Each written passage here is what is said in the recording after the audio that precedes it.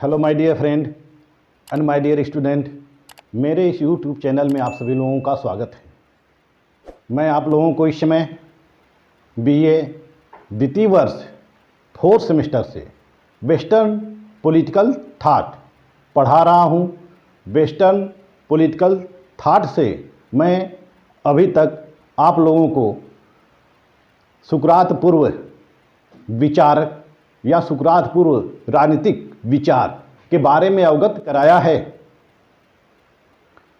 पिछला वीडियो मेरा सुकरात पर था। आज का वीडियो मेरा एपिक्यूरियनवाद पर होगा। जैसा कि सुकरात के पश्चात कुछ राजनीतिक विचारधाराओं में परिवर्तन होता है।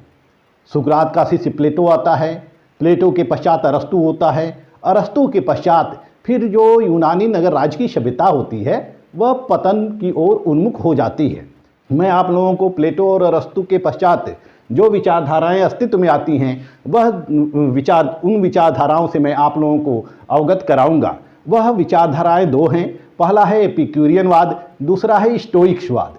तो आइए जानते हैं कि एपिक्यूरियनवाद क्या होता है, एपिक्यूरियनिज्म या फिर स्टोइक्स विचारधारा है क्या।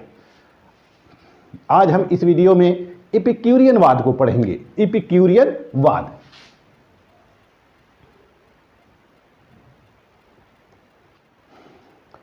एपिक्यूरियनवाद को जानने के पहले हमें उसके पृष्ठभूमि में जानना होगा कि एपिक्यूरियनवाद और स्टोइकवादी विचारधाराओं का एपिक्यूरियनवाद और स्टोइकवाद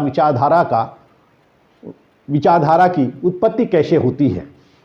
जैसा कि हमने सुकरात को पढ़ा है, सुकरात को हमने पढ़ा और सुकरात ने जिन विचारधाराओं का प्रतिपादन किया वह विचारधाराएं सोफिस्टों से अलग थी। सोफिस्ट कुछ और कहा करते थे, उनकी विचारधाराएं कुछ और थी और सुकरात की विचारधाराएं कुछ और होती है। तो जैसे ही सुकरात की मृत्यु होती है तो सुकरात के पश्चात दो विचारधाराएं अस्तित्व में आने लगती हैं। पहली विचारधाराएं होती है सुकरात के पश्चात सिनिकवादी दर्शन और दूसरा है साइरेनिक्स। दूसरा होता है साइरेनिक्स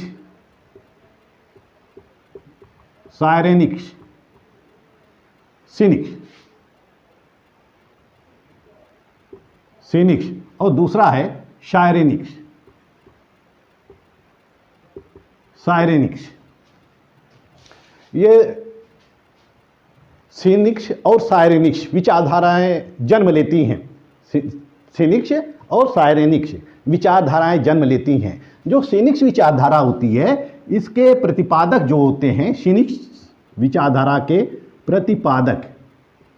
प्रतिपादक सिनिक्स विचारधारा के प्रतिपादक जो होते हैं वह होते हैं एंटी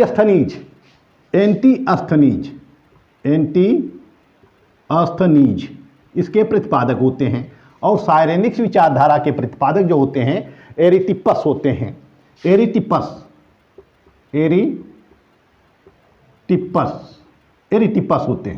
एरिटिपस था।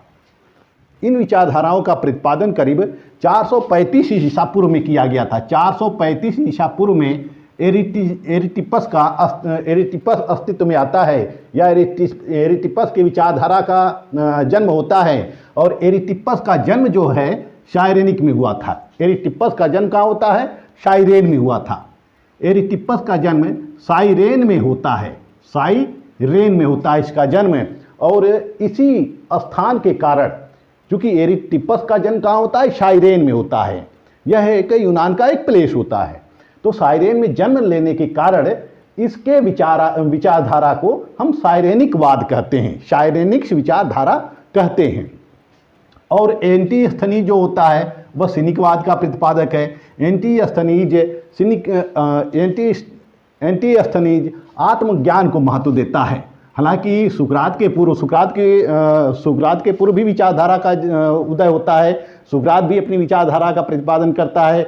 सुकरात का जब अवसान हो जाता है, सुकरात को जब विष का प्याला पिलाकर मृत्युदंड दे दिया जाता है, तो सुकरात के मृत्यु के पश्चात उसी समय दो विचारधाराओं का जन्म हो जाता है, सिनिक और साइरेनिक्सवाद।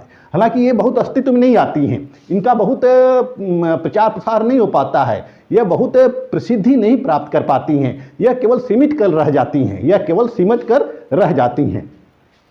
तो सिनिक जो है यह आत्मज्ञान को महत्व देना प्रारंभ करता है, आत्मज्ञान को महत्व देना प्रारंभ करता है, आत्मज्ञान को महत्व देना प्रारंभ करता है। और वहीं जो साइरेनिक्सवाद होता है वह ज्ञान को महत्व देते हैं, वह भी ज्ञान को महत्व देते हैं, ज्ञान को महत्व देते हैं, परंतु इनका जो मूल थीम होता है यानी कि जो मूल मंत्र होता है वह क्या होता है, सुख होता है। इसलिए इनके सिद्धांत को हम सुखवादी दर्शन कहते हैं। यह आनंद में विश्वास करते हैं, यह आनंद में विश्वास करते हैं, यह भौतिक सुख को परम मानते हैं, भौतिक सुख को ही सर्वश्रेष्ठ मानते हैं, शारीरिक सुख को सर्वश्रेष्ठ मानते हैं। और ये जो एरिटिपस होता है यह सुकरात का शिष्य होता है, यह भी सुकरात का शिष्य होता है, एरिटिपस सुकरात का शिष्य होता है। यह एरिटिपस साइरेनिकवाद जो होता है, एरिटिपस की जो विचारधारा होती है वह पूर्ण रूप से सुखों पर आधारित होती है। वह कहते हैं कि मनुष्यों को अपने शारीरिक सुख का आनंद लेना चाहिए, भौतिक सुख पर बल देना चाहिए, भौतिक सुख पर बल देना चाहिए, शारीरिक सुख पर आनंद लेना चाहिए। तो इस तरह से हालांकि दोनों की विचारधाराएं करीब समान ही होती हैं, दोनों की विचारधाराएं समान ही होती हैं, दोनों ज्ञान को महत्व देते हैं, ज्ञान को महत्व देते हैं। यह आत्मज्ञान को महत्व देते हैं, यह कहते हैं कि हम संसाधनों की कमी होने पर भी सुखी रह सकते हैं, जबकि ये कहते हैं, ये साइरेनिकवाद कहता है कि हमें भौतिक सुख का परम आनंद लेना चाहिए। तो जो दोनों थ्योरी है यानी कि सिनिक्सवाद है और साइरेनिक्सवाद है, इनकी विचारधाराएं करीब करीब समान हैं, क्योंकि ये सभी विचारधाराएं सिनिक और साइरेनिक यह एक ही बात पर बल देती हैं। वह कौन सी बात है, यह विश्व नागरिकता में विश्वास करती हैं, यह विश्व नागरिकता में विश्वास करती हैं, विश्व नागरिकता में विश्वास, विश्व नागरिकता में विश्वास करती हैं, समानता में विश्वास करती हैं, समानता और बंधुत्व में विश्वास करती हैं, बंधुत्व में विश्वास करती हैं। प्रकृतिवादी दर्शन, इनका जो दर्शन होता है वह प्रकृतिवादी या प्रकृति को सर्वोपरि मानती हैं। प्रकृतिवादी दर्शन, इनका जो दर्शन होता है वह प्रकृतिवादी होता है, यानी कि यह प्रकृति को ही सर्वश्रेष्ठ मानती हैं, पर प्रकृति को ही परम सत्ता मानती हैं, प्रकृति को ही सर्वोच्च सत्ता मानती हैं। और इनका दर्शन व्यक्तिवादी होता है, यह राज्य को महत्व नहीं देते हैं, यह व्यक्ति को महत्व देते हैं, व्यक्तिवादी विचारधारा के प्रतिपादक होते हैं, यह व्यक्ति को महत्व देते हैं, राज्य को महत्व नहीं देते हैं। और इसके अलावा यह बौद्धिक आनंद में विश्वास करते हैं, और इसके अलावा यह बौद्धिक आनंद में विश्वास करते हैं, यह बौद्धिक ज्ञान को महत्व देते हैं, बौद्धिक ज्ञान को महत्व देते हैं। तो हम देखते हैं कि जो सिनिक्सवाद है, साइरेनिक्सवाद है, इनकी विचारधारा एक ही है। सिनिक्सवाद के प्रतिपादक होते हैं एंटिस्थनी और साइरेनिक्स के प्रतिपादक होते हैं एरिटिपस। इन्हीं के नाम से हम इन विचारधाराओं को जानते हैं। एरिटिपस चूँकि साइरेन में पैदा हुआ था, इसलिए साइरेन के स्थान के आधार पर हम इस विचारधारा को साइरेनिकवाद कहते हैं। तो हम देखते हैं कि जो दो विचारधाराएं हैं, यानी कि जो जड़ है एपिक्यूरियनवाद और स्टोइकवाद, जो इनकी जो जड़ है वह जड़ कहाँ है, इसी में निहित है, सिनिकवाद और साइरेनिक्सवाद में निहित हैं। लेकिन सिनिक्सवाद और साइरेनिक्सवादी जो दर्शन है वह बहुत पुष्पित और पल्लवित नहीं हो पाया था। क्यों नहीं हो पाया था? क्योंकि उस समय नगर राज्य का युग था, नगर राज्य पर चिंतन किया जाता था, नगर राज्य का अध्ययन किया जाता था, सभी लोग अपने को नगर राज्य का अंग मानते थे। जैसा कि प्लेटो प्रतिपादित करता है, अरस्तु यह प्रतिपादित करता है कि मनुष्य एक सामाजिक प्राणी है, सामाजिक प्राणी के साथ साथ मनुष्य एक राजनीतिक प्राणी है। तो मनुष्यों की भागीदारी हुआ करती थी, छोटे छोटे नगर राज्य थे, इसलिए मनुष्यों की भागीदारी उसमें हुआ करती थी। तो इनके दर्शन को बहुत अधिक महत्व नहीं दिया गया, सब कुछ नगर राज्यों में ही सीमित होता है। परंतु जैसे ही अरस्तु का अवसान होता है, यानी कि प्लेटो विचारक और अरस्तु, प्लेटो यानी कि अरस्तु के पूर्व कौन आता है, प्लेटो आता है, प्लेटो के पश्चात कौन आता है, अरस्तु आता है। तो अरस्तु के पश्चात यूनानी नगर राज्य की अवधारणा का समापन की ओर बढ़ रहा था। यूनानी नगर राज्य की अवधारणा समापन की ओर बढ़ रही थी, क्योंकि अरस्तु के समय ही नगर राज्यों का पतन हो गया था। नगर राज्यों के स्थान पर विशाल साम्राज्य ने जन्म ले लिया था, जैसे कि मैसेडोनिया के राजा फिलिप के समय में ही ऐसा शुरू हुआ था। और सिकंदर तक आते आते, यानी सिकंदर जो कि अरस्तु का शिष्य था, सिकंदर तक आते आते एक विश्व राज्य की स्थापना हो चुकी थी, एक व्यापक साम्राज्य की स्थापना हो चुकी थी। और नगर राज्यों का स्थान अब किसने ले लिया था? विशाल साम्राज्य ने ले लिया था। तो अरस्तु के मृत्यु के पश्चात यूनानी चिंतन का ह्रास होने लगा था। नगर राज्यों का पतन सिकंदर के समय हो जाता है और सिकंदर ने एक विशाल साम्राज्य की स्थापना की। और विशाल साम्राज्य की स्थापना के कारण नगर राज्यों की विचारधारा, नगर राज्यों का अस्तित्व समाप्त हो जाता है, क्योंकि नगर राज्यों में सभी व्यक्ति राजनीतिक गतिविधियों में भाग लेते थे, लेकिन विशाल साम्राज्य की स्थापना के कारण सबका भाग लेना सुनिश्चित नहीं रह गया।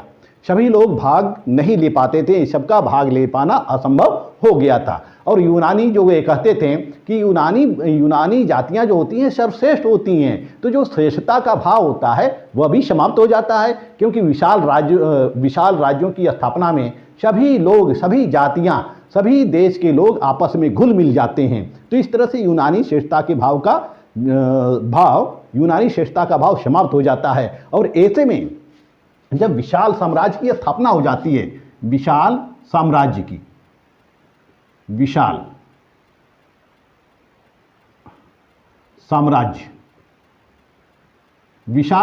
की स्थापना हो जाती है, तो ऐसी स्थिति में दो प्रकार की विचारधाराएं जन्म लेती हैं। पहला है एपिक्यूरियनवाद और दूसरा है स्टोइकवाद। एपिक्यूरियनवाद और स्टोइकवाद। अब ये जो एपिक्यूरियनवाद, स्टोइकवाद जो दर्शन होता है, यह अब नगर राज्यों से हटकर अपना सिद्धांत प्रतिपादित करने लगता है। यानी कि अब मनुष्य राजनीतिक प्राणी नहीं रह गया, केवल राजनीतिक प्राणी नहीं रह गया है, वह नगर राज्यों में भाग लेने वाला एक राजनीतिक अभिकर्ता नहीं रह गया है। अब चूंकि यह प्रतिपादित करते हैं कि हम नगर राज्यों के बाहर भी रहकर व्यक्ति सुखी हो सकता है, तो यह एपिक्यूरियनवाद या स्टोइकवाद यह व्यक्ति को महत्व देने लगता है, व्यक्ति को महत्व देने लगता है। और जैसा कि शायरेनिकवाद और सिनिकवादी दर्शन है, इन दर्शन ने यह प्रतिपादित किया था कि व्यक्तिवादी सिद्धांत को प्रतिपादित किया था, सार्वभौमिक नागरिकता को प्रतिपादित किया था, विश्व राज्य को प्रतिपादित किया था, समानता और विश्व बंधुत्व की भावना को प्रतिपादित किया था। और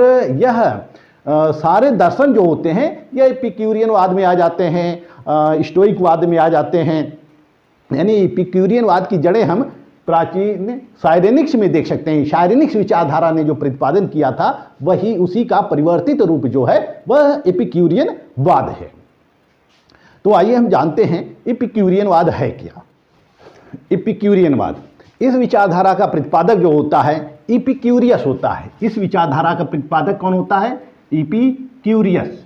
इपिक्यूरस। इस विचारधारा का प्रतिपादक जो होता है वह इपिक्यूरस होता है। इपिक्यूरस होता है इस विचारधारा का प्रतिपादक। और इपिक्यूरस का जो जीवन काल आता है वह 342 से लेकर 270 बीसी तक आता है। इपिक्यूरियनवाद का प्रतिपादक होता है, परंतु जो मुख्य प्रतिपादक होता है इसका शिष्य होता है लुक्रियस।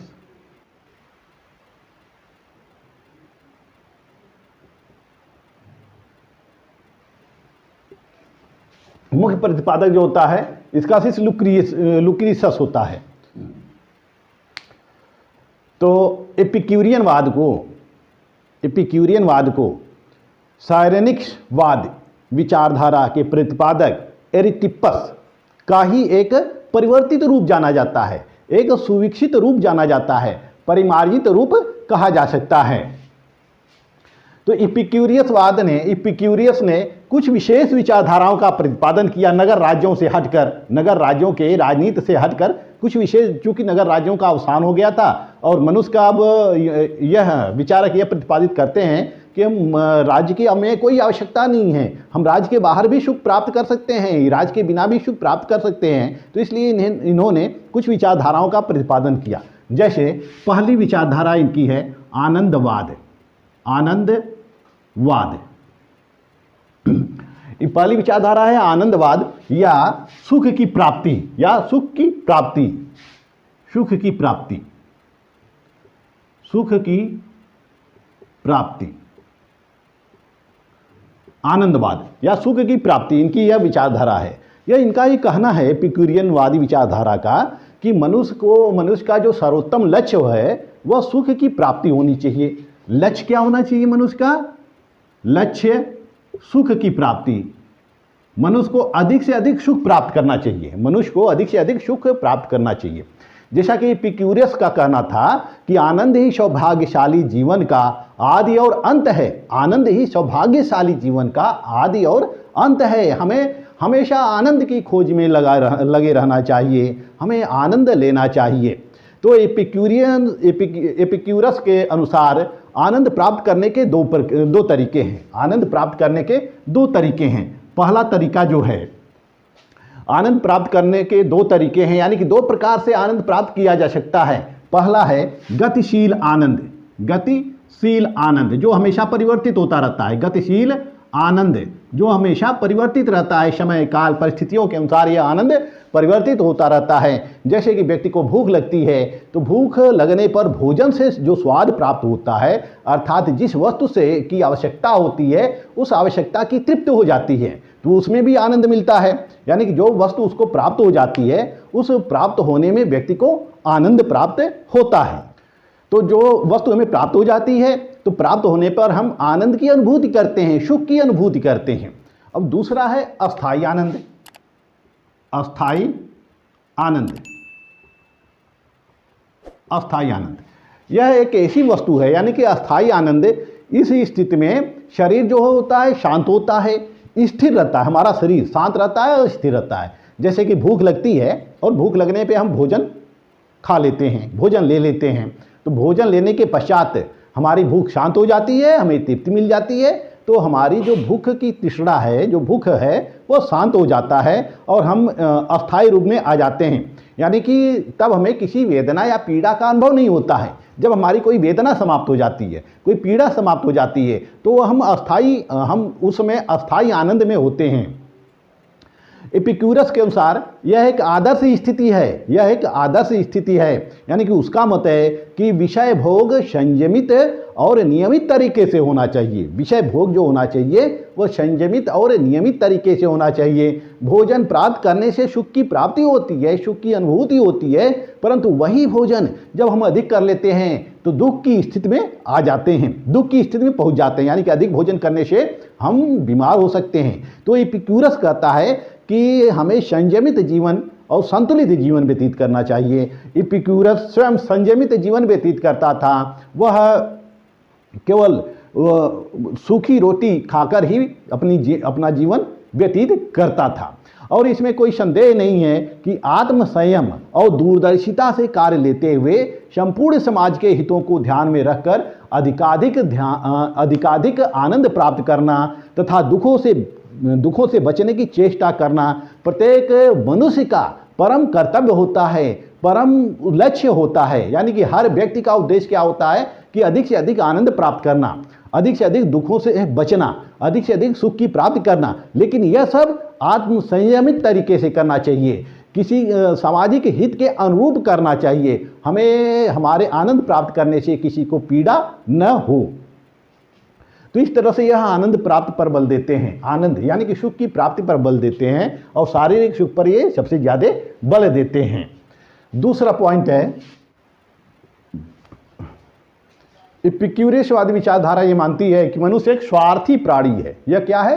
स्वार्थी है। जैसा कि प्लेटो और अरस्तू का मानना था कि मनुष्य एक सामाजिक प्राणी है और राजनीतिक प्राणी है। यानी कि प्लेटो और अरस्तू ने मनुष्य को एक सामाजिक प्राणी माना था और इनका ये कहना था कि मनुष्य समाज में रहता है, समाज में अपनी आवश्यकताओं की तुष्टि करता है, राज्य में रहता है, राज्य के राजनीतिक गतिविधियों में भाग लेता है, इसलिए मनुष्य राजनीतिक प्राणी भी है। लेकिन एपिक्यूरियसवादी विचारधारा मनुष्य को एक स्वार्थी प्राणी मानती है। उसके अनुसार प्रत्येक मनुष्य अपना हित साधन करना चाहता है, प्रत्येक व्यक्ति क्या करना चाहता है? अपना हित साधन करना चाहता है। और प्रत्येक व्यक्तियों में हित के साधन के कारण, क्योंकि सभी व्यक्ति हित का साधन करना चाहते हैं, इसलिए जब सभी व्यक्ति हित का साधन करना चाहते हैं तो सबके हितों में संघर्ष होता है। सभी लोग अपने हित की प्राप्ति के लिए प्रयास करते हैं और इस प्रयास करने में सबके हितों में टकराव उत्पन्न होता है, व्यक्तियों में टकराव उत्पन्न होता है। और इसी के कारण व्यक्तियों ने राज्य का निर्माण किया। इसी के कारण व्यक्तियों ने राज्य का निर्माण किया कि लोगों के हितों में संघर्ष न हो, लोगों के हितों में टकराव न हो। तो जो एपिक्यूरियनवाद की यह मान्यता है, उपयोगितावाद में हमें दिखाई देती है, व्यक्तिवाद में दिखाई देती है। इनका ये मानना है कि मनुष्य स्वार्थी प्राणी है, यह राज्य का निर्माण अपने हितों के लिए किए हैं। तीसरा है धर्म की उपेक्षा और लौकिक जीवन की प्रधानता। धर्म की उपेक्षा और लौकिक जीवन की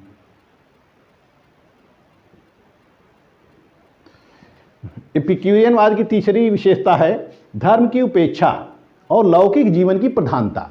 यह धर्म की उपेक्षा करते हैं, क्योंकि एपिक्यूरस का मत होता है कि धर्म व्यक्ति को सुखी नहीं बल्कि दुखी बनाता है। धर्म व्यक्ति को सुखी नहीं बल्कि दुखी बनाता है।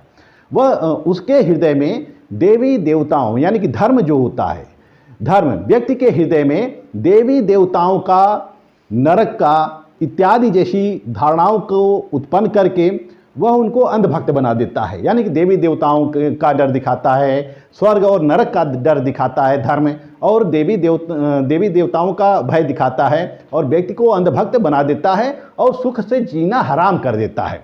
यानी कि व्यक्ति धर्म के डर से सुखी जीवन व्यतीत नहीं करते हैं, क्योंकि धर्म उनको अंधभक्त बना देता है। एपिक्यूरियस कहता है कि व्यक्ति को देवी देवताओं के भय से मुक्त होना चाहिए। वह न तो मनुष्य का भला कर सकते हैं और न ही बुरा कर सकते हैं। एपिक्यूरस का कहना है कि व्यक्ति को देवी देवताओं और धर्म के डर से मुक्त होना चाहिए, क्योंकि देवी देवता न तो व्यक्ति का भला कर सकते हैं न व्यक्ति का बुरा कर सकते हैं, और ईश्वर का सृष्टि के निर्माण में कोई योगदान नहीं है। तो एपिक्यूरियनवाद जो होता है वह धर्म का बिल्कुल तिरस्कार करता है। ल्यूक्रीशस ने तो यहाँ तक कहा है कि मानव जीवन धर्म के अत्याचार से पीड़ित रहा है। मानव जीवन धर्म के अत्याचार से पीड़ित रहा है। एपिक्यूरियनवाद के अनुसार व्यक्ति को धर्म से मुक्त रहकर ही लौकिक जीवन का आनंद लेना चाहिए। तो इस तरह से एपिक्यूरियनवादी विचारधारा व्यक्ति को धर्म से विमुख करता है। वह धर्म को स्थान नहीं देता है, धर्म को इम्पॉर्टेंट नहीं मानता है, धर्म को वह प्रभुत्व नहीं, धर्म को प्रभावशाली नहीं मानता है। वह कहता है कि व्यक्ति को धर्म को एकदम बिल्कुल किनारे रखना चाहिए, धर्म को हाशिए पर रखकर व्यक्ति को अपना जीवन व्यतीत करना चाहिए, तभी व्यक्ति सुखी हो सकता है। नहीं तो धर्म के डर से, देवी देवताओं के डर से, पाप और पुण्य के डर से, स्वर्ग और नरक के डर से व्यक्ति बहुत कुछ सोचता रहता है और सुखों से वंचित हो जाता है। चौथा पॉइंट है सार्वजनिक और राजनीतिक जीवन की उपेक्षा। सार्वजनिक और राजनीतिक जीवन की उपेक्षा। यहाँ एपिक्यूरियनवादी विचारधारा जो होती है सार्वजनिक और राजनीतिक जीवन को आनंद प्राप्ति के मार्ग में बाधा मानती है। इनका ये कहना है कि जो सार्वजनिक जीवन होता है या राजनीतिक जीवन होता है वह सुख की प्राप्ति में बाधा उत्पन्न करते हैं, और राजनीतिक विषयों में भाग लेने से एक दूसरे के प्रति ईर्ष्या उत्पन्न होती है, एक दूसरे के प्रति नफरत उत्पन्न होता है, द्वेष उत्पन्न होता है, प्रतिस्पर्धा उत्पन्न होती है, घृणा पैदा होता है, और इसके कारण व्यक्ति आपस में दुश्मन हो जाते हैं। यानी कि जो एक व्यक्ति होता है जो राजनीति में भाग लेता है उसके ढेर सारे दुश्मन होते हैं, और इस तरह से वह मानसिक सुख से वंचित हो जाता है, शारीरिक सुख से वंचित हो जाता है। तो इस प्रकार राज्य में रहने वाला या समाज में रहने वाला जो व्यक्ति होता है उनमें लालसाओं का जन्म होता है। यानी कि राज्य में रहने पर, समाज में रहने पर अनेक प्रकार के लालसाओं का जन्म होता है, अनेक प्रकार के तृष्णाओं का जन्म होता है, जिसके पूर्ण न होने पर व्यक्ति दुखी हो जाता है, जिसके पूर्ण नहीं होने पर व्यक्ति दुखी हो जाता है। क्योंकि व्यक्ति जैसा कि अरस्तु कहता है कि मनुष्य एक सामाजिक प्राणी है और राजनीतिक प्राणी है। मनुष्य समाज में रहना चाहता है और राज्य में भी रहता है, राज्य में राजनीतिक गतिविधियों में भाग लेकर वह अपना जीवन सफल बनाता है। तो यहाँ पे एपिक्यूरियनवादी विचारधारा कहती है कि मनुष्य सार्वजनिक जीवन में जो भाग लेता है वह विभिन्न सुखों से वंचित हो जाते हैं। इसी तरह से राजनीतिक जीवन में भाग लेने से व्यक्ति विभिन्न सुखों से वंचित हो जाता है, क्योंकि वह विभिन्न प्रकार के ईर्ष्याओं का शिकार हो जाता है, द्वेष का शिकार हो जाता है, विभिन्न प्रकार की लालसाएं उत्पन्न हो जाती है उसके मन में जो उसको जीने नहीं देती हैं। और जब व्यक्ति के अंदर विभिन्न प्रकार की लालसाएं उत्पन्न हो जाती हैं तो वो लालसाएं उसको सुखी नहीं होने देगी। यानी कि लालसाएं उत्पन्न होने पर व्यक्ति पूर्ण न होने पर लालसाओं के पूर्ण न होने पर व्यक्ति दुख को प्राप्त होता है, यानी कि वह दुखी हो जाता है। जब इच्छाएं लोगों के मन में पैदा होती हैं, जब इच्छाओं की पूर्ति नहीं हो पाती है तो लोग दुखी होते हैं। अतः सुखी जीवन व्यतीत करने के लिए एपिक्यूरियनवादी विचारधारा कहती है कि सुखी जीवन व्यतीत करने के लिए समाज से दूर रहना चाहिए और राज्य से दूर रहना चाहिए। राजनीतिक गतिविधियों में भाग नहीं लेना चाहिए, राजनीतिक गतिविधियों में भाग नहीं लेना चाहिए और सामाजिक गतिविधियों में भाग नहीं लेना चाहिए। पांचवा, उपयोगितावादी दृष्टिकोण। उपयोगितावादी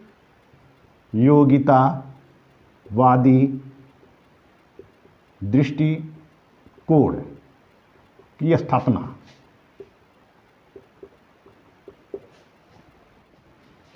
एपिक्यूरियनवादी विचारधारा इस बात पर बल देती है कि मनुष्य को वही कार्य करना चाहिए जो उसके लिए उपयोगी हो, यानी कि जो मनुष्य को सुख प्रदान करते हैं वही कार्य मनुष्य को करने चाहिए।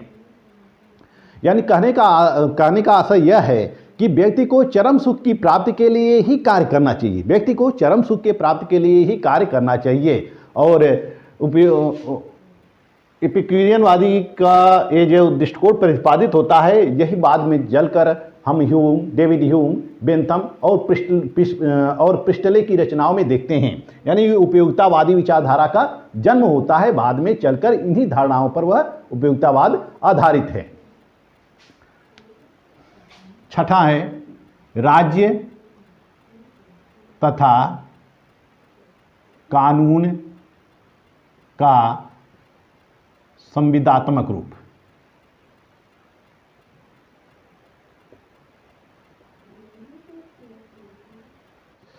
एपिक्यूरियन वाद की जो अंतिम विशेषता है राज्य तथा कानून का संविदात्मक रूप, यानी कि एपिक्यूरियन विचारक राज्य को तथा कानून को मानव निर्मित मानते हैं, यानी कि मानव निर्मित मानते हैं। उनका यह मानना है, जैसा कि प्लेटो और अरिस्टो कहता है कि राज्य एक नैतिक इकाई है, राज्य एक नैतिक संवास है, यह प्राकृतिक संवास है। लेकिन एपिक्यूरियनवादी विचारधारा का यह मानना है कि राज्य का जन्म मनुष्य के संघर्षों को कम करने के लिए हुआ है। राज्य की स्थापना ही इसलिए हुई है कि समाज में शांति बने रहे, न्याय बनी रहे, कानून की स्थापना की जा सके और सभी राज्य के सभी नागरिक राज्य द्वारा सृजित किए गए कानून का पालन इसलिए करते हैं ताकि वह उनके हित में होता है, इससे जन और धन सुरक्षित होता है, इसलिए लोग राज्य के कानूनों का पालन करते हैं। इसलिए एपिक्यूरियन विचारधारा ने मनुष्य को सभी प्रकार की शासन प्रणालियों में सुखी रहने का उपदेश दिया है, सभी प्रकार के शासन प्रणालियों में संतुष्ट रहने का आदेश दिया है, क्योंकि उपदेश दिया है। यानी कि और इस प्रकार एपिक्यूरियनवादी विचारधारा जो होती है वह मनुष्य को सभी प्रकार की शासन प्रणालियों में रहने के लिए संतुष्ट करती है। वह यह शिक्षा देती है कि हमें सभी प्रकार की शासन प्रणालियों में संतुष्ट रहना चाहिए, सुखी रहना चाहिए। सभी प्रकार की शासन प्रणालियों में वह संतुष्ट रहने की शिक्षा देते हैं। यद्यपि यह राजतंत्र को सर्वश्रेष्ठ मानते हैं, यह राजतंत्र को सर्वश्रेष्ठ मानते हैं क्योंकि यह मानते हैं कि राजतंत्र जो होता है वह कानून स्थापित करने का सर्वोत्कृष्ट तरीका होता है। यह राजतंत्र में कानून बहुत अच्छे तरीके से लागू किया जा सकता है क्योंकि यह व्यवस्था बनाने में सर्वोत्कृष्ट शासन प्रणाली होता है। इस प्रकार सेबाइन का कहना है कि एपिक्यूरियनवादी विचारधारा के अनुसार एक संविदा के द्वारा राज्य और विधि का जन्म होता है। राज्य और विधि का जन्म कैसे होता है? एक समझौते के द्वारा होता है जो लोगों के पारस्परिक व्यवहार को सुगम बना देता है। तो एपिक्यूरियनवादी विचारधारा कहती है कि यदि इस प्रकार का समझौता न हो तो न्याय नाम की कोई चीज ही नहीं रहेगी। विधि और शासन